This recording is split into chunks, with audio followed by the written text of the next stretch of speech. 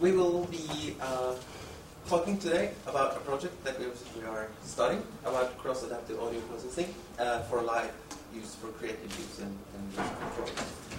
But first, I'll just tell you a little bit about where we are from. We're from NTNU, Norwegian University of Technology and Science, where we are at the music department, which has a music technology division. Music technology at NTNU has approximately 100 students all in all, divided between undergraduates and graduates. We teach a broad range of subjects, like programming, Emacs, and C Sound. They have some Python. We have digital composition and performance. We have some for multimedia and games. One thing that you might find interesting is that we also have an ear training course for DSP. So, like for, what's this interesting sound? It's the window blind. Okay, yeah, that's nice. Yeah. Sounds good. So, even though it's not really part of the presentation, I could just show you the online resource for this course, gdsph of ntnu.no. And here we have a number of lessons with automatically generated examples. I haven't been in here for a while, so maybe I make a fool of myself trying to show you how fantastic this is. So listening test for different kind of distortion. Sorry, we can go a little bit lower, I guess.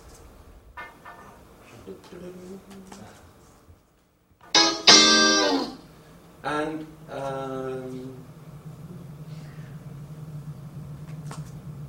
a processed version. And you should sort of tell if this is hyperbolic tangents or rhythmic. Then you get to see the code that generated this effect if you are interested in sort of investigating further what it was. But of course the automatic tutor marks your answer as cheating if you open Chrome. So that's just a side issue. Me, myself, I work both as a performer, creating my own digital instruments and software, mostly working with live processing of sound from other musicians. I also work as a composer and do sound installations. The latest one was based on artificial intelligence techniques, like playing around with them in a very artistic way. We made a small robot that turns towards you when you talk to it, and it starts out by knowing nothing but grammar or any sounds. So it builds up a vocabulary. It actually started to learn to converse quite well over a month in a watch. Trond? Yes, I'm also employed at the Music Technology Department. I'm an associate professor there. My interest is basically for composition and performing, so I'm really interested in how to use digital technology as part of the performance, and a natural part of the performance, both as when using your acoustic instrument, how do you use the technology to be a good part of your instrument, and so you can react quickly as when you use it, and that you can react in interplay with other people. So I'm really interested in the communication and how to use the technology in real time. So that's sort of my main field. Okay.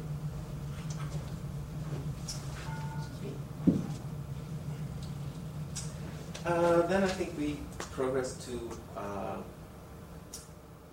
today's talk. This is intended to be used for concepts, but we can also see, I mean, like you have a lot of experience with cross-adaptive techniques for other purposes. We try to find a way to make this, to let us play in exciting ways with each other. We have a research project with a lot of interesting partners that we are proud to have on board.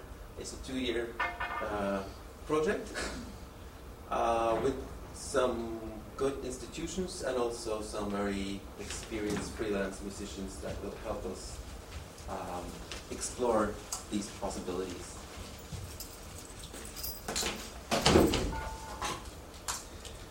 Today we'll tell you about what we've done so far and what we aim to do.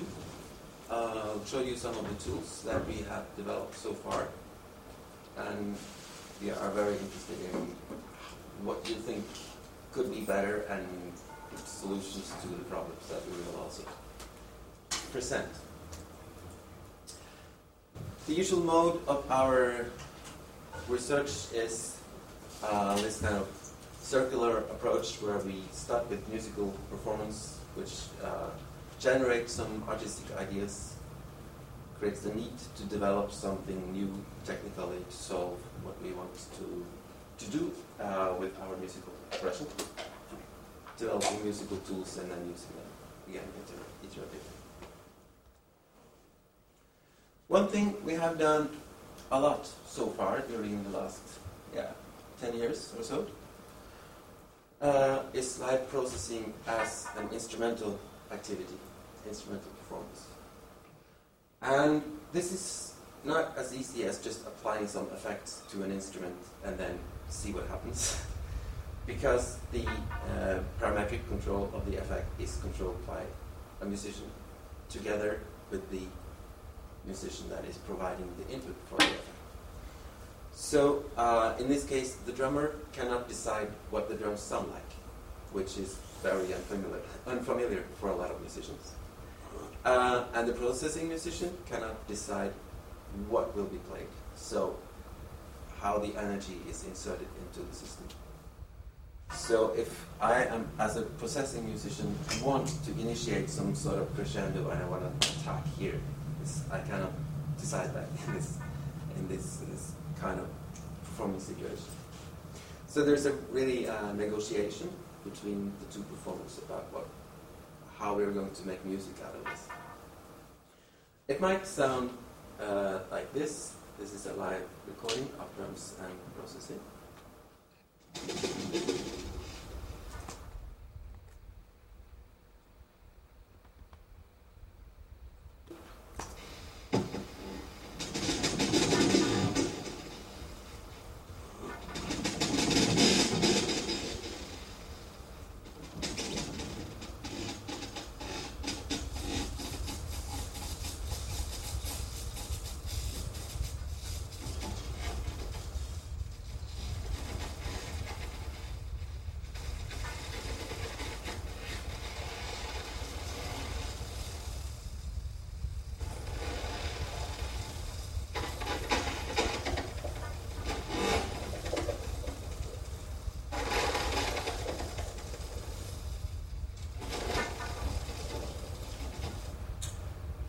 The effect applied in this case is mostly a granular device that I have developed specifically for playing like this, but it's also been used for a lot of other purposes. It's called a hadron particle synthesizer, and it looks like you can see on the top here.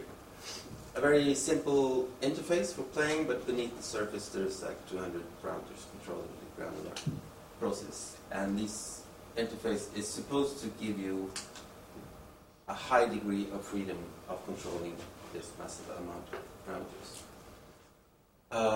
If you want to play around with this, it's on particleaudio.com, and it's a free and open source device. We've had actually 200,000 downloads of it. So it's and very few support requests relative to the number. Okay, these techniques, when used in an ensemble, This is the Trondheim acoustic music performance based around music technology in Trondheim, where we've explored these techniques in a more ensemble setting.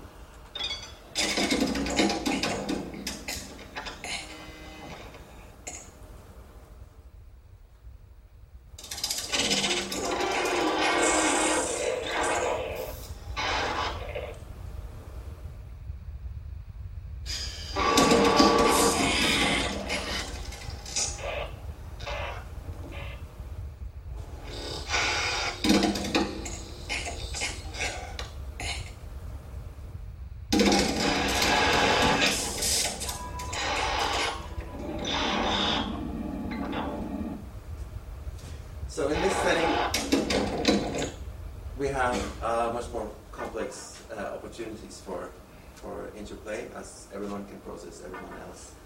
And it also challenges the techniques we use to play together, and how to balance the resulting sound images, how we mix, how we monitor to ensure that we mix ourselves in a reasonable way, and these things. And just as an example to show you that this is not all about free improvisation, it's also used in more other musical genres. We'll play an excerpt from commissioned work I did a few years back together with some rock musicians, and there's a trumpeter that is being processed live, and it's like the processing is creating a shadow that follows the trumpet around.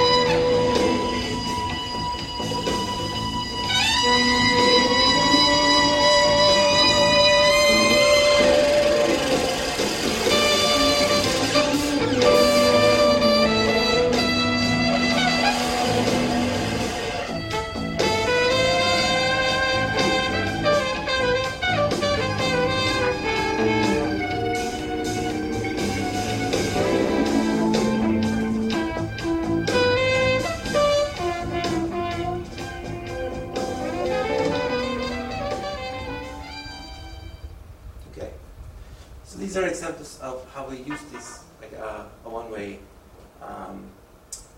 processing, but the human interplay creates the two-way process. Then, as an exciting experience, we could sort of exclude the processing musician and make the effects adaptive, which we will also do, but even more interesting and complex is if we have them cross-adaptive. So what one musician plays informs how the processing is done on another musician, and the other way around at the same time. This is some of the existing research that most of it you probably know very well. One thing that you may not know in this jungle of screenshots is the live convolver, which is some techniques that we have developed or experimented with, because Trond also has done a lot of creative work with convolution, with non-traditional impulse responses. And then in this case we want to have a streaming convolution of two sources. So continuously update the impulse response from instrumental input and convolve that with another instrumental input.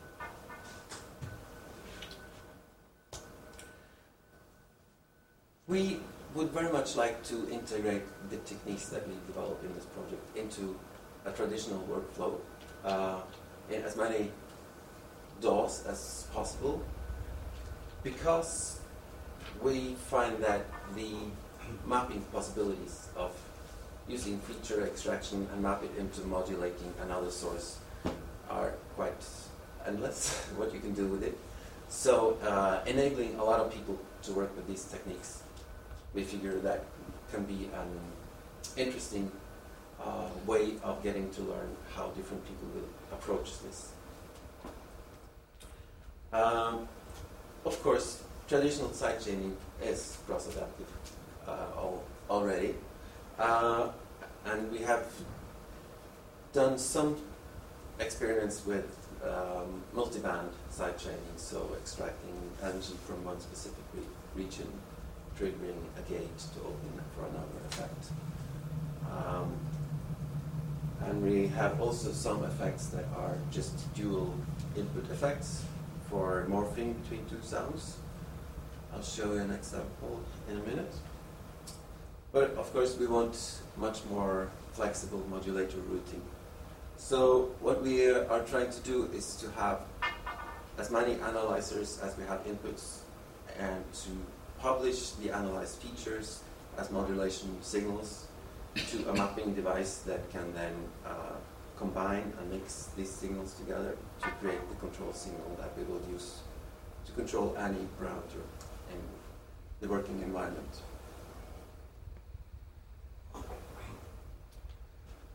For this, we have an analyzer which looks like this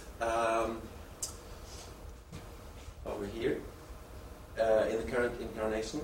It does some basic spectral analysis and basic statistics on spectrum, also pitch tracking and transient detection, and we extract the transient density as a very rough indication of rhythmic activity.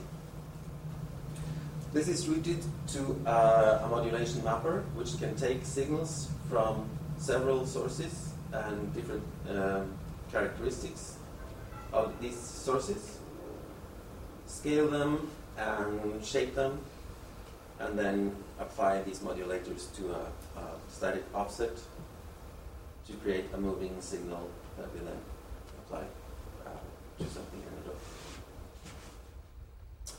DAW. These are VST effects, and the analyzer lives on the input channel. The modulator, the modulation mapping, is used on a track that is not used for anything else. It just sits there, and it's convenient to save the routings together with the rest of the project. That's why it is living on a track in the DAW. For this project, we have a project log showing our progress so far. For example, when we do sessions, and a session is typically an experiment with two musicians testing out some sort of interaction scenario, and we have sound examples that you can comment on later. Well, just describing what happens, and also the reflection happening during the session, trying to note things that are difficult, things we should fix, things that actually works, and so on. The code for our tools are available on GitHub. It's an open source project, obviously, and we use C-Sound as the basis of the audio processing, and wrap C-Sound in Cabbage to use it as VST plugins.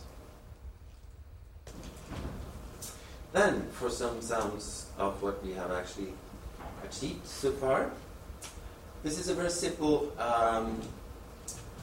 technique of a cross-adaptive resonator, extracting partials from one signal and using a percussive signal to excite filters created on these partials. So we create very narrow mode filters, partly inspired by the modal reverb techniques. I don't know if you're familiar with this. Modal reverb being like a manually constructed resonance description of a room, so it would be as realistic as convolution, but else parametric control. This can sound like so with vocals and drums.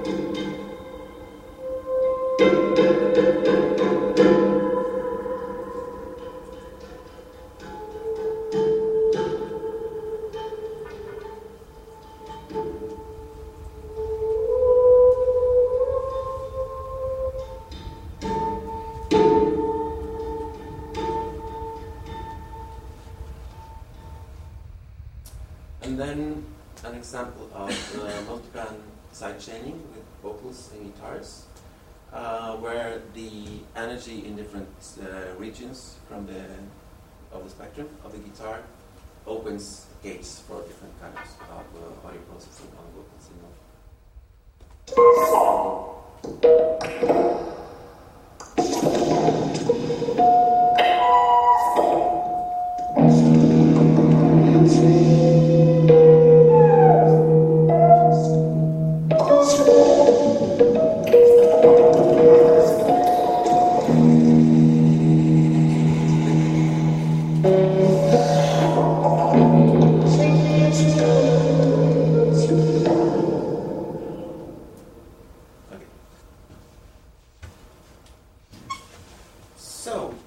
We would also like to demonstrate the real feature extract modulation technique, and we are going to use Reaper and do that live. Now I come to think that we didn't actually do a sound check even. No, as usual. So let's hope that this is going to work out nicely for us. It's not.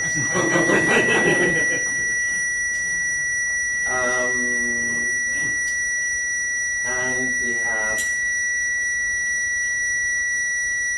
this is a mess because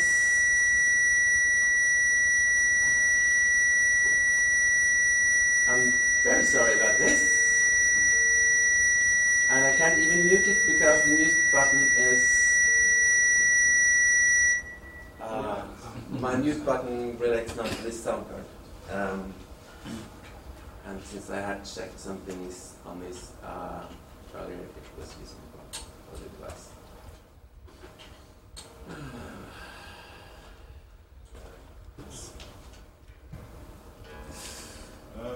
I can say a little bit about performance because it's very difficult to do this, because normally when you play you like to have control over your own instrument, and those of you who play hybrid instruments like the electric guitar, you normally control your sound yourself as part of the expression. Also for the live processing, which Øyvind has demonstrated, it's easy to play with a participant musician following your where we are going together as a team. But at this point, musically, if we want to go to a special place, it's not always possible because your parameters on your effects is changing depending on where we go musically. So the music often decides other directions than maybe the effects. Anyway, so it makes for another way of doing interplay, which we haven't tried a lot, but we will try it today. Okay, so let's see. You're happy? Yes.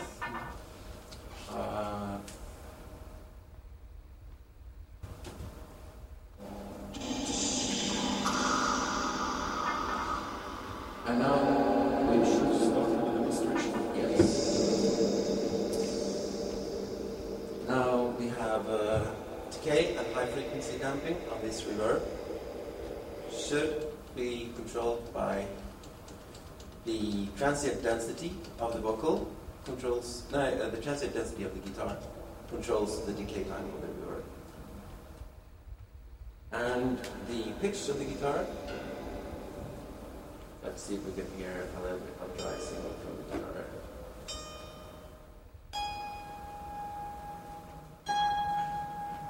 Okay. So high pitch on the guitar removes high frequency from the reverb.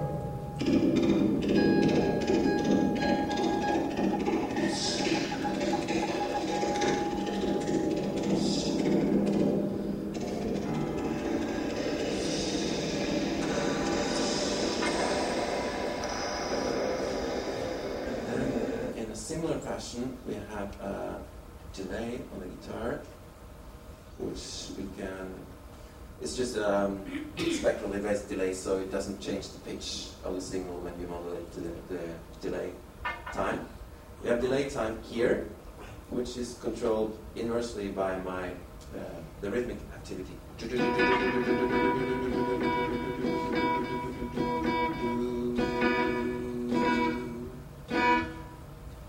And the feedback of the delay is controlled by the balance between noise and tone for the vocals. So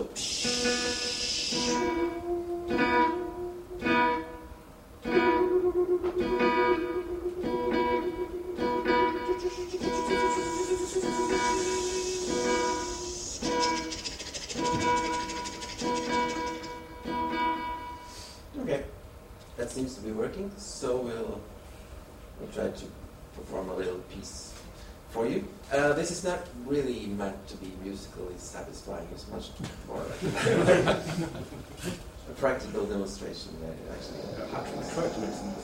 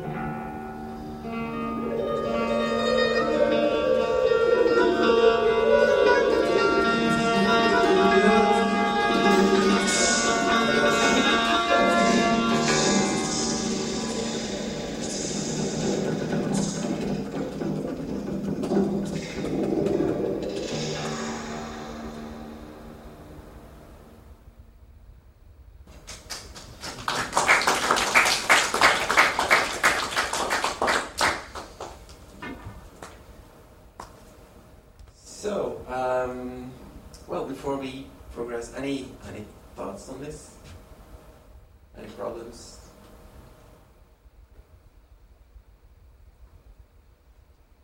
Sounded good. Sorry? It sounded good. I liked it. It's very good for a jam.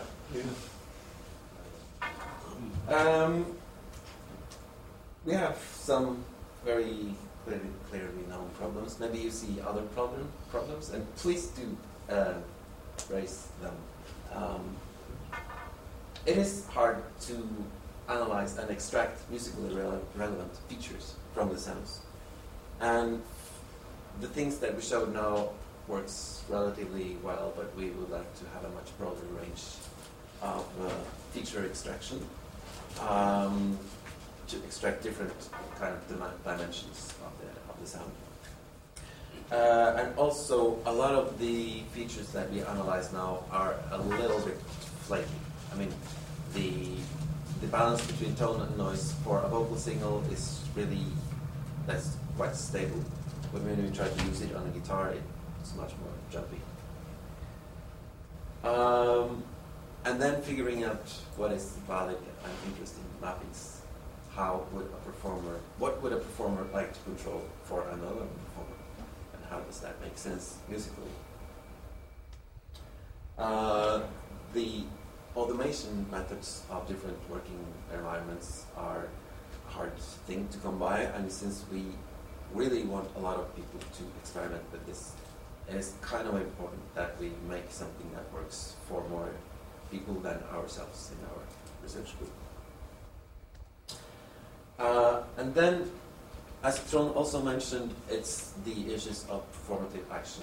How, when I want to control an effect parameter for the guitar, how does that make me play something different? And normally when you express something musically, it's because you want to express something musically, not because you want to achieve something else, to lift the cap off of the table or control the delay of some other instrument. So there's potentially a conflict there. And then also related to this is how much of movement of timbral characteristics that changes can we actually perceive in a sound image at the same time. So if there's 5 different effects changing around all the time, relating to the actions of 5 different performers, is it really useful? I mean, even a symphony orchestra has a limited number of things happening at the same time. It's just a lot of people doing the same things. So it's easy for us to follow that kind of music that goes like this, but when it's highly polyphonic, it might be a question of usefulness. Yes? Have you had the chance to get feedback from other performers? Do they have similar comments or no comments? Yeah, we have now and then we teach at the jazz department, and then we have jazz students coming in and we do live processing sessions with them, which they are very unfamiliar with. They may have spent the last 15 years perfecting the tone of their instrument, and it's like, don't mess with my trumpets kind of attitude that can happen. But it's that is the way of making them familiar with these kind of processing techniques. And during these sessions we also do some cross-adaptive experiments. And it's not as if we can conclude what their opinions are collectively, but these issues that we know have also come from these kind of sessions. Just to comment on that a little bit, is that now we are tried out on improvisation, which of course give a lot of more unpredictable situations in a way. So a situation where things are pre-composed or things are recorded, it's easier to see what kind of sort of effects probably could be useful in both in composition and in mixing. But what happens when we play together? But at the same time, the free improvisational way of going into it is that it's a very effective way of how to move fast on your instrument and how to react on different situations. And that's really where we're going. We don't want a system where it's predefined. Depending on where I'm playing, it's going to sound like this. You need to get more flexible like that in the improvised setting, if that clarifies a little bit. Yeah. We've tried using it in just like the practical conversation. For instance, so I'm playing a specific register, and I'd like to just quiet it down so that we don't, like, 2 of us are playing a specific register, one of us gets louder, you can actually filter out. Or I play with the guitar, it's too nice to play loud, and I can't play a solo over, and if I get really loud, it'd be really nice just to kind of like take his volume down. Yeah. Just for practical reasons, that kind of thing. Have you actually done it? I guess that's basically just kind of what the sound guy would be doing, but automatically. Yeah, we did. I mean, these techniques can be used to increase the energy so that you work together with your guitarist to raise the energy level of the resounding music, or inhibitory, like when he plays, you get less, and when you play, he gets less. So it's to use it as a positive and negative feedback kind of thing. And with the jazz students, we did some very simple experiments of just turning the volume up for the other musician when the first one is playing, or the other way around. So there would be no sound if not both of them were playing at the same time. And it's interesting in the performance view because it's sort of a negotiation between the musicians as well. You're really dependent on each other in another way because you don't have a monitor, you have yourself all the time. You have to depend on what the other person is actually doing at the time in a different way. It's just an idea which I think is not so easy to verbalize, but I'll make an attempt at least.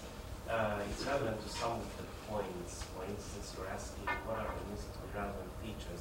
Well, obviously we talked about this before, that trying to move the feature extractors to a higher semantic level where things starts to become meaningful is one way, but perhaps another modality which might work well with improvisation is to use certain musical cues to switch between states of parameter sets, or perhaps to move certain parameters in a particular direction depending on a certain musical cue. So just to make it more concrete, maybe if you do a crescendo on your instrument, that would move a certain parameter on another, which the musicians can actually learn. Yeah. And in an improvised situation, that could lead to perhaps a conversation which is more difficult in a situation where you have a completely free mapping, where you actually, it probably takes a lot of time to actually learn what the reaction or what the consequence of doing something on the sound of the other instrument.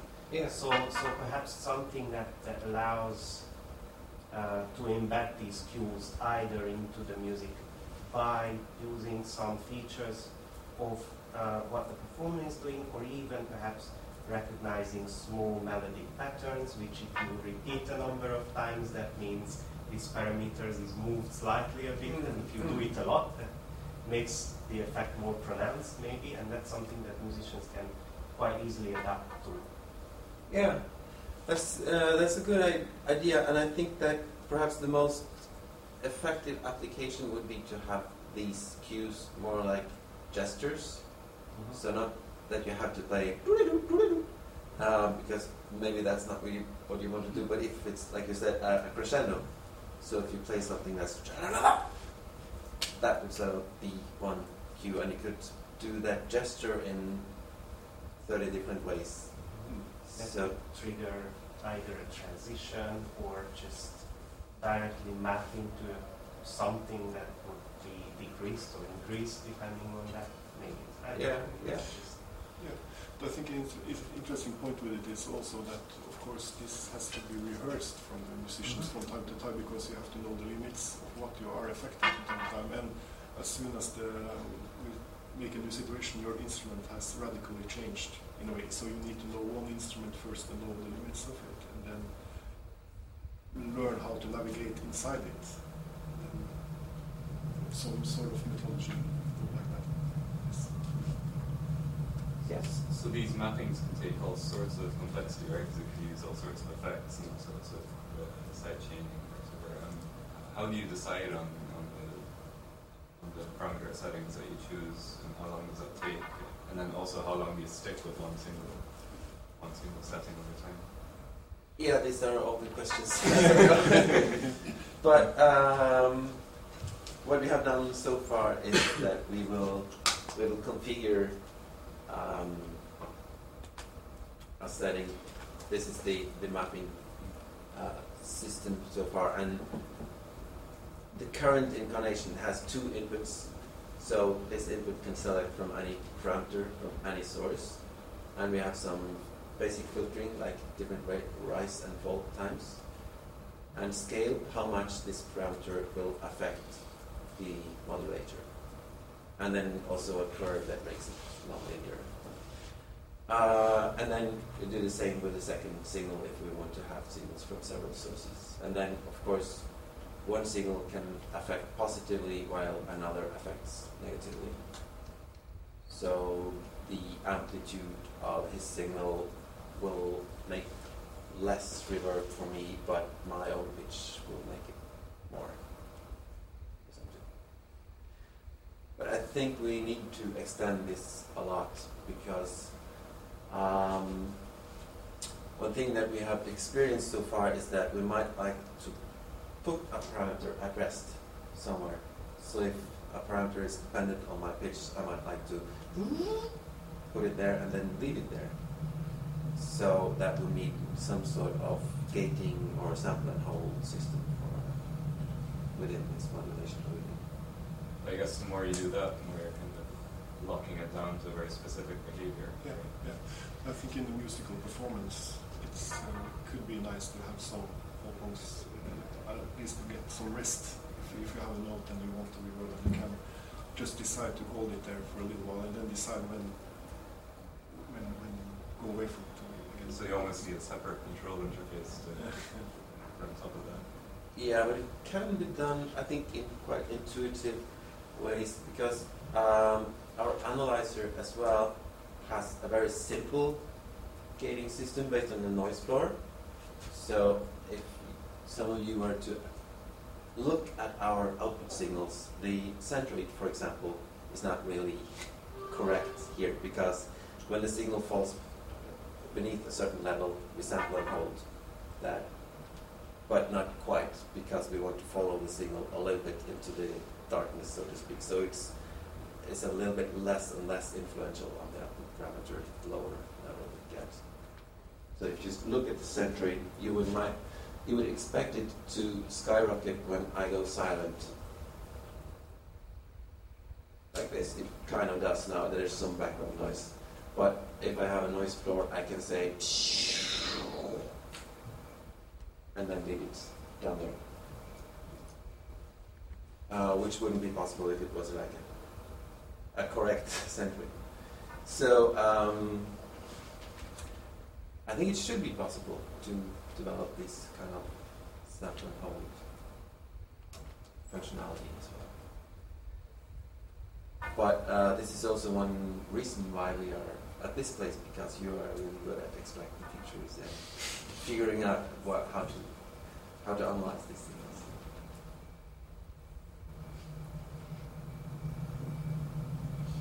Yeah.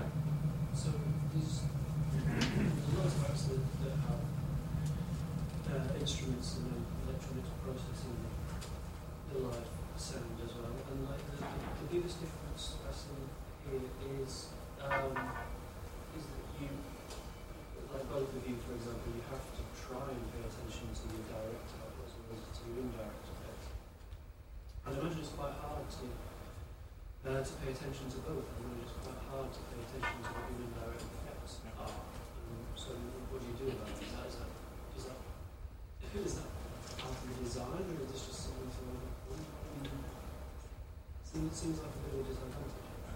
So yeah, you could do it in different ways, of course. One way is, of course, to see at your instrument more as a controller than a musical instrument, to forget the instrument, which is sort of a danger here. You know, that you just make sounds that you know will affect the other person. We could take out the direct signal, of course, which makes you navigate better into the effect you're applying, but of course takes out the musicality from the instrument.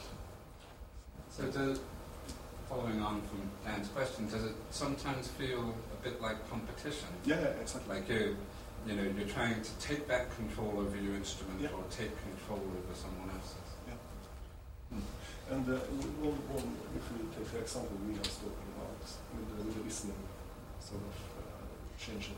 Yeah, I just want to comment briefly first that the project is about interventions in the musical communication between two performers. So we are actually interested in finding out how this changes our playing and seeing maybe it's not just a disadvantage. Maybe it can be used for something constructively to create new modes of playing together. But with the live processing, we have noticed that we need to play with a common monitoring for everyone. So everyone in the band hears the same mix, which is the same mix that the audience would hear. And in this way, each of us can sort of balance our own contribution to the sound image in a pretty reasonable way. That's the idea, but in an acoustic ensemble, everyone hears themselves a little bit higher, a little bit louder than everyone else because the instrument is much closer. So the myth of the rock guitarist wanting to hear himself so loud because he's so in love with his soloing, it's not just a joke, it's a natural behavior because we want to hear our own instrument louder. So it's quite hard in an electronic ensemble when we only play on the stereo mix to make this the decisions of how to finally tune our own playing to fit into the mix. And we've done that quite a lot. But now we discover that I don't want to hear my own contribution loudest. I want to hear Trond's guitar loudest. So it's because that's why I'm trying to affect changes it. So all this fighting over who's loudest in the monitor mix suddenly gets easier.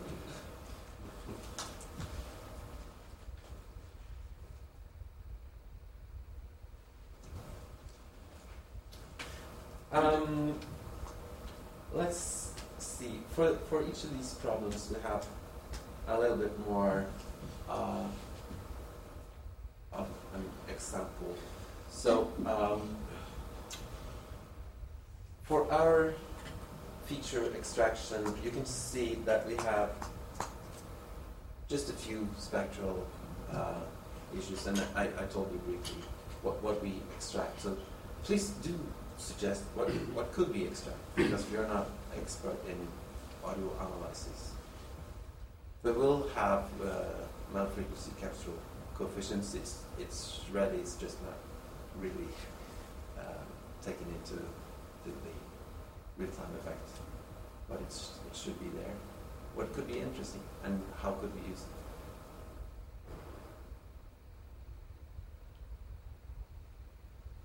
I don't know how to answer that at all, but I was just wondering, as a musician, when you choose a feature, how do you practice or rehearse? Do you try to, for instance, with your voice, you seem to have developed some techniques that lets you control the feature. So is there a sort of training stage where you try to find the vocal technique to control a feature in a given way? Or? Yeah, I think it's at the stage we are at now, we are just experimenting with these different extraction methods. And when we find something that responds to something kind of, then I will try to adjust my playing to see if I can more accurately trigger that aspect of the analysis to get to know what it is, really. To me, the question perhaps should be posed that way, to start from the instrumental technique at stake and then think about what feature would characterize that. And maybe we have to develop a new feature because what's out there would not really match the stuff well. Yeah.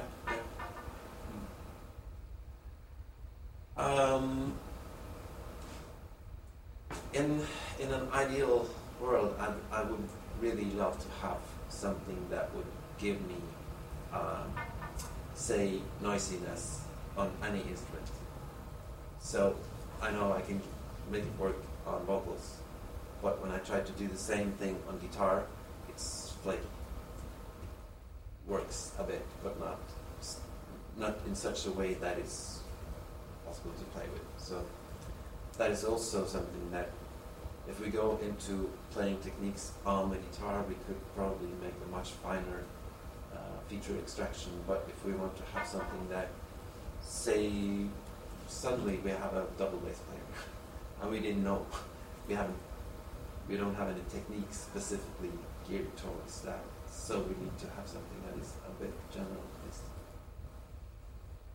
Yeah. Can you say what you mean by a noisy guitar set? It's the, for example. Two ideas there, basically, that it's more or less the same thing that we discussed previously. So the one thing which makes sense to me is to try to find semantic spaces which are interesting from the perspective of control, and then learn to extract the features that are meaningful, that basically map into those semantic spaces, which could be context dependent. So for instance, depending on what instrument is plugged into a channel, you can actually have slightly different parameters in the feature extraction that then maps perhaps even linearly into a semantic space, but then you work out the secondary mapping of how that thing, like if one dimension is noisiness, how then noisiness maps into a control parameter is then another separate question. Yeah. So I think it's an interesting way of maybe dissecting the problem into two different ones and solve them individually, because maybe the individual problems are easier.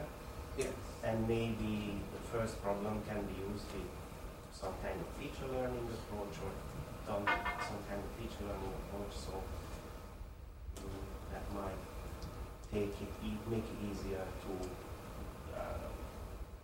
figure out what features are useful in the first place. Yeah. To map into the semantic space. And if we're talking, for example, machine learning of features, so training some sort of classification algorithm, how well would that apply when we have trained it on this guitar, and then we decide that, okay, this guitar broke during the fight, so we just need to find a replacement. Would it kind of work? And would that also kind of work on another instrument that is similar but not the same? Don't know. Yeah. One is maybe you can extract loads and loads and loads of features, but like some of those features that might be easier to extract from one instrument than the other. Yeah. You can have some sort of like big lesson that says you play guitar, you don't look for the features. I don't know, like mapping on an instrument, so kind of instead of analyzing 100 features, I only 20 because those are most problems.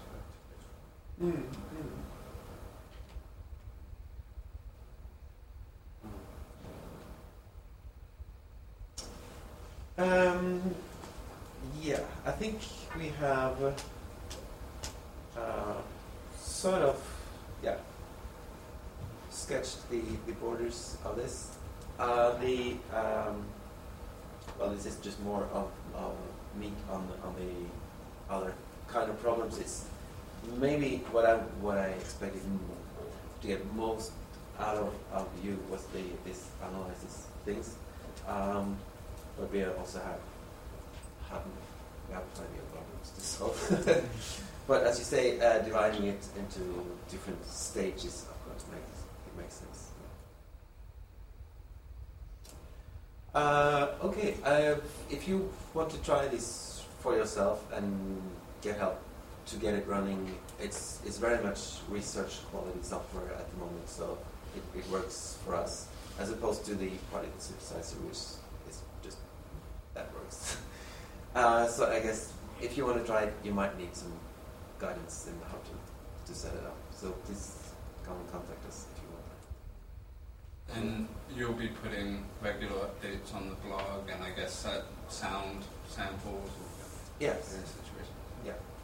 It's just a confirmation. So the mapping tool that you showed is something that is perhaps could be compiled from the GitHub repository. And yes. Did you try it on different platforms? So if I want to run on a Mac, let's say, would that work? Yeah, Mac and Windows works, and it should be relatively straightforward on Linux as well.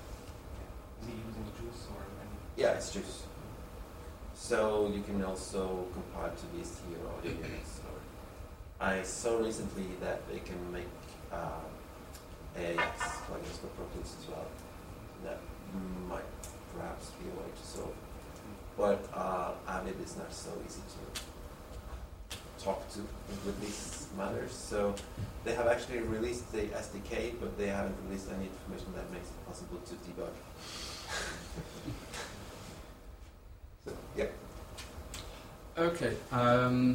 So they'll be around for a few minutes after, I guess, if there are more questions one-on-one, and also around tomorrow as well for discussions. But at this point, I would like to thank Trond and Øyvind very much for a very interesting talk, which I think we all hope there's going to be loads of interesting stuff coming up over the next few months.